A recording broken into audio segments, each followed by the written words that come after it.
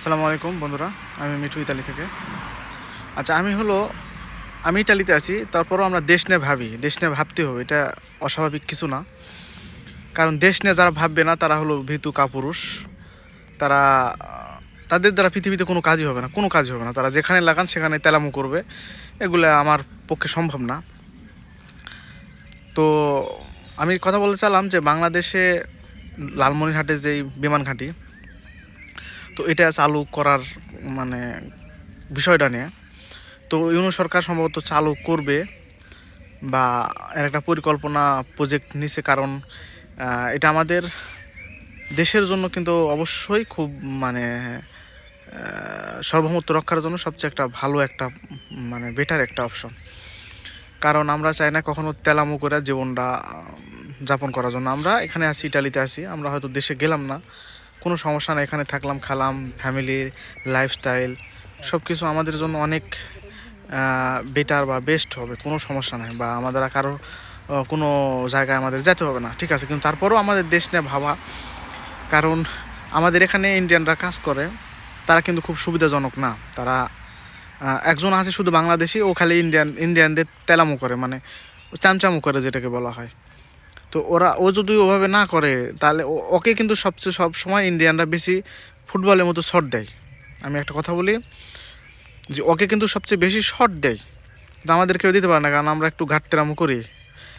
যেটা ওদের কাজ আমাদেরকে দিয়ে করানোর চেষ্টা করে, আমরা সেটা বলি যে না, এটা করা যাবে না, করলে মানে আমরা একটু নাকচ করি, কিন্তু ওই খালি একটু বেশি পাকনামি করে আর কি। এরকম লোক আছে কিছু সমাজে, এই জন্য আমরা কারো দাসত্ব করতে চাই না। আমাদের কাজ আমাদের কর্মের মাধ্যমে। আমরা ইন্ডিয়া আমাদেরকে কিছু ফিরিয়ে দেয় না, একটা পানি ন্যায্য অধিকার সেটাও দেয় না।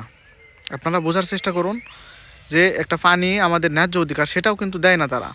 তো আমরা তাদের স্বার্থ রক্ষার জন্য, আমরা কেন আমাদের সময়, আমাদের কাজকর্ম, আমাদের সব কিছু ত্যাগ করবো? কোনো প্রশ্ন আসে না।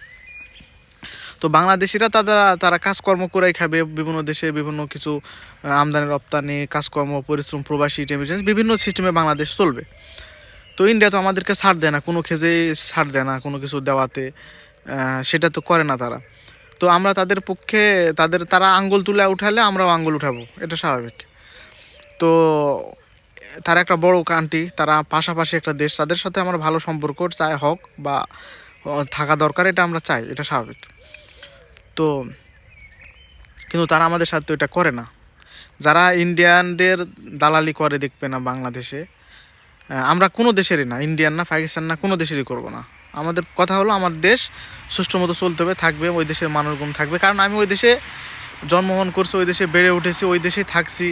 আমার জীবনের এখন থেকে 4 বছরের যেই সময়গুলো, সেটা আমার নিজের দেশে আমি কাটাইছি। তো আমার দেশ তো আমি খায়া বড় হয়েছি, তো ওই দেশ তো ভালো চাই, ওই দেশ তো থাক, ওই দেশে আরও পরিবেশ আবার যেন আমরা যেতে পারি, ঘুরতে পারি, থাকতে পারি। এমনি ঘোরার জন্যে যাবো, সমস্যা নাই। তো আমার দেশ তো ভালো থাকে, এটা তো চাই। তো যারা ইন্ডিয়ানদের দালালি করে বা তাবেদারি করে, তারা হলো তাদের নিজের স্বার্থের জন্যই করে। তারা তাদের মাথার উপর তারা চায়, কিন্তু আসলে ওরা কিন্তু সুবিধাজনক না লোক না। আপনারা হয়তো অনেকেই জানেন না, ইন্ডিয়ানরা খুবই খারাপ। ইন্ডিয়ানরা কখনোই তারা বাংলাদেশিদেরকে ভালোবাসে না। যারা মনে করে এটা ওদেরকে সাপোর্ট করে, এরা বুকার স্বর্গে বাস করে, মানে এতে কোনো সন্দেহ নেই। তারা নিজ স্বার্থে কোনো দিন আমাদের কোনো কাজে আসে না, তারা স্বার্থ ছাড়া কখনোই তারা আসে না।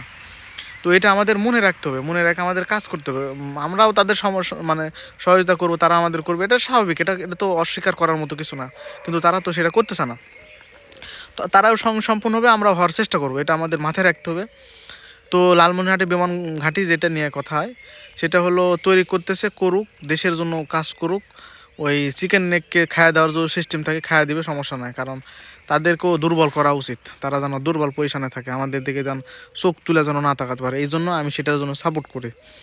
তো আমার ইউটিউব চ্যানেলটা তৈরি বিশেষ করে হলো পিনাকি এবং হলো ইলিয়াস ভাই, এদেরকে আমি খুব বেশি রেসপেক্ট করি।